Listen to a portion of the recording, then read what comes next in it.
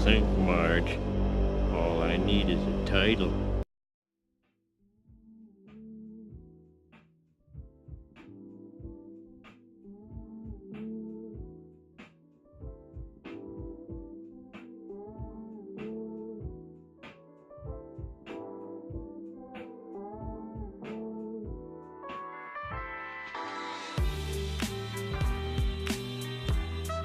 We are now 5 days away from the upcoming U.S. midterm elections. Because of the situation we have now, the 2018 election is much more important and impactful than most midterm elections. The U.S. House is where spending bills must originate, including the annual budgets of the government and its departments. The U.S. Senate is where most presidential appointments to department positions are considered and evaluated. The justices on the Supreme Court are also confirmed by the U.S. Senate.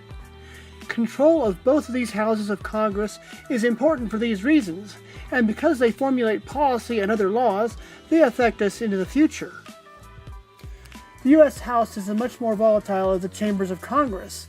It tends to be more emotional and, frankly, more chaotic, in part because the members of the U.S. House are elected every 2 years, so all of the seats might change hands at each election. By contrast, the U.S. Senate has always been seen as the more deliberative, more calm, and quite frankly more stable of the two houses of Congress. So the electoral lay of the land at this point is quite different for each chamber. In the U.S. House, the 2018 election seems to favor the takeover of the House by the Democrats. In general, even most Republicans believe that the House will soon be controlled by the Democrats. Only those closer to the fringe, such as Rush Limbaugh, believe that the GOP will retain control of the House, and in Rush's case, he simply feels that it would simply be due justice for the Democrats to lose the House because of the mob rule that has gripped the far left, and in fact, some of the Democrat politicians have tried to glom on to the chaos being caused.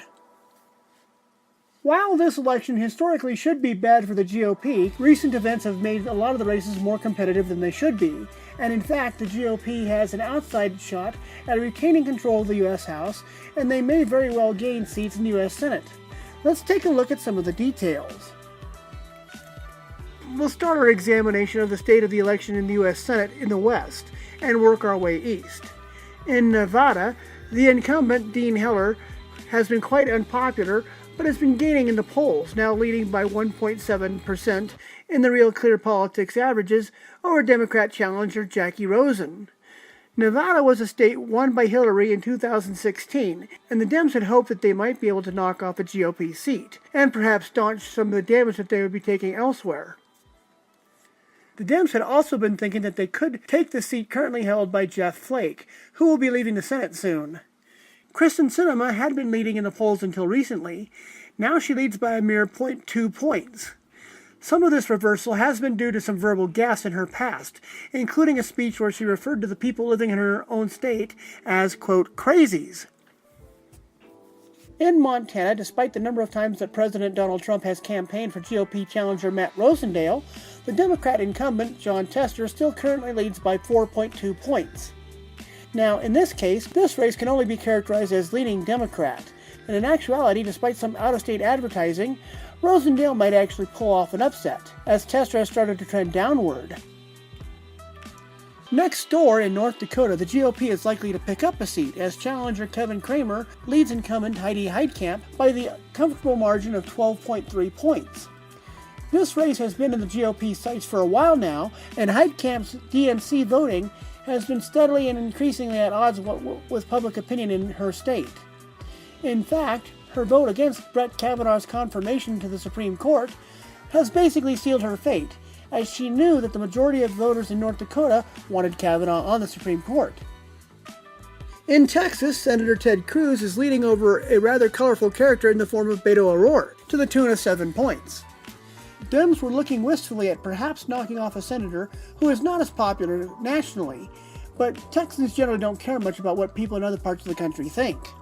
Ted Cruz is their guy, and he is quite powerful in the Senate, and Texans like it that way. Time might be running out for Claire McCaskill in Missouri. She had been the beneficiary of a number of instances of good luck in the form of the GOP running weak, gaffe-prone candidates, such as Todd Legitimate Rape Aiken.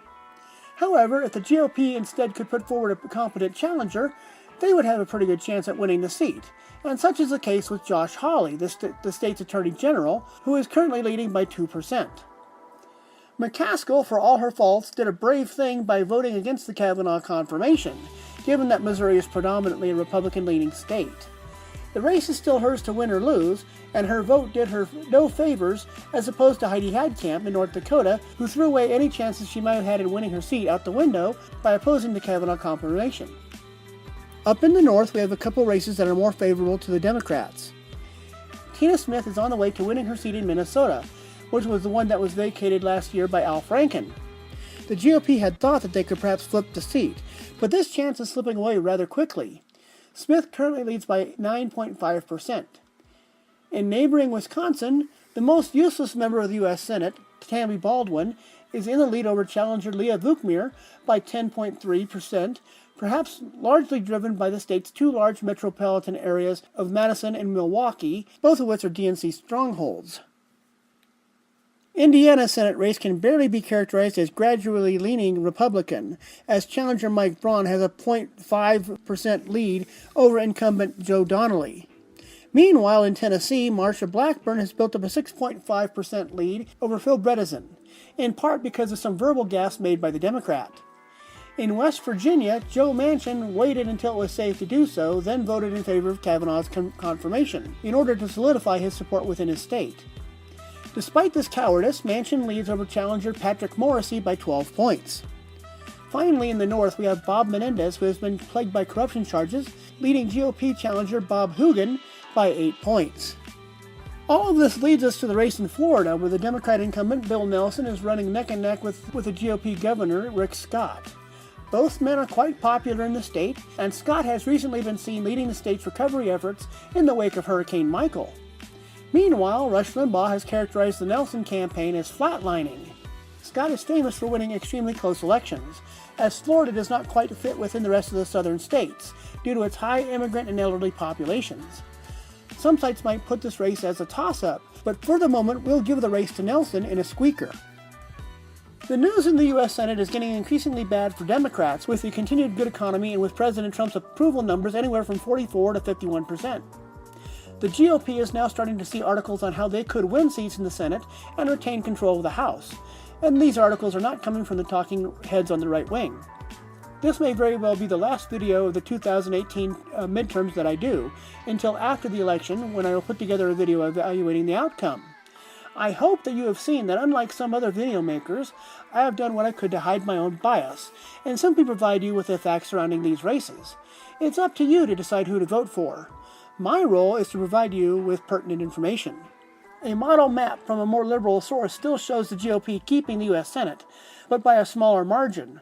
While I like this source from an informational standpoint, it did not take me long to discern that the author was a Democrat because of how he would characterize events as they happened in the races, saying things like, "Unfortunately for the Democrats." This to me steps over a line. My own videos are meant to be informative, and as such, I should try to carry myself more as a professional journalist rather than as an opinion person. There will be other videos for that later. On the flip side, some in the GOP are thinking that they may have a 56-state majority after the elections. Given that the GOP voters have a 2 to 3% underpolling margin, we could see Scott winning in Florida, Braun winning in Indiana, and Rosendale winning in Montana to give the GOP that 56-seat margin. But at this moment, the Real Clear Politics poll averages don't show that. So if nothing else, we can say that the 2018 race has been interesting, and it is not quite over yet. We'll see you again after November 6th, and don't forget to vote.